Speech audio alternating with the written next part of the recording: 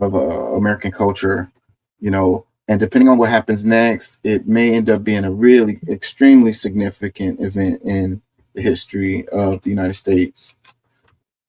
If there's a violent retaliation you know, as a result, we already know what they're going to do as far as the government or whatever, shutting down.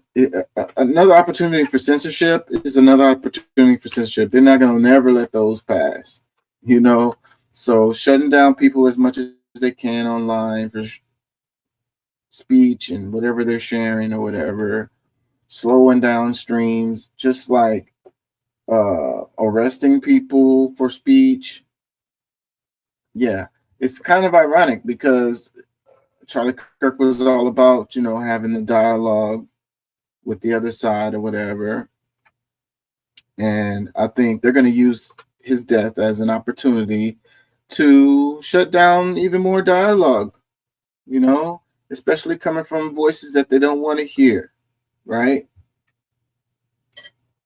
You can't trust the government to decide on who can say something and who can't. It doesn't matter what kind of government it is, because they're going to choose to shut down the ones that they don't like. I mean, it's kind of human nature. You can't give them that. But yeah, it could end up being a really significant event if there's a violent, reaction to this, which has been a few days now, and we haven't really seen much.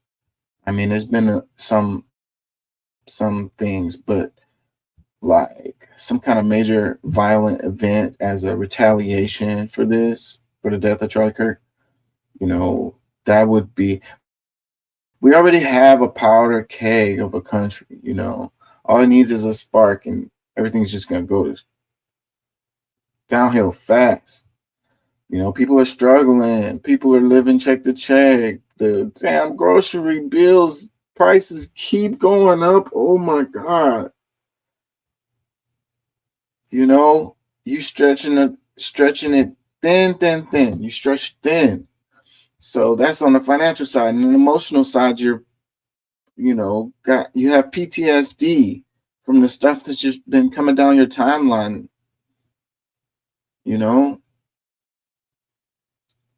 It's only gonna take a little thing to set you off, man. You're like I said about those countries as a whole. Like it's the same thing.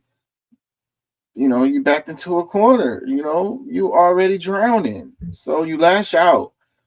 People. I used to do that. I was a swimmer in high school, and teach you how to swim, and they teach you a lot of stuff. Like if someone's drowning, you know, they they tend to flail. And what'll happen is a drowning person, the people that's coming to save them, they'll drown them too. You end up getting drowned by the person you was trying to save. You know, they don't want to drown the person that's trying to save them, but they're drowning, so they freaking flailing, and they'll injure you, they'll hurt you, they'll pull you down. So it's like that. You back into a corner and you're drowning, so you flail, and that's like all you have. So it's like war, even against the one that's coming to help you.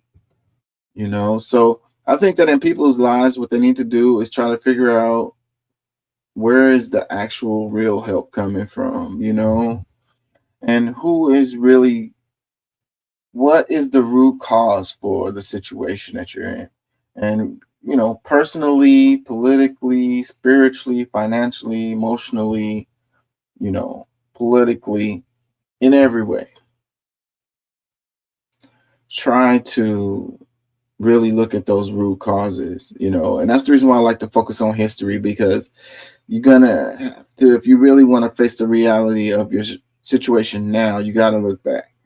That's the only real way. Know thyself, and to know thyself, you need to know history. You need to study it. Go back, take a look. re-examine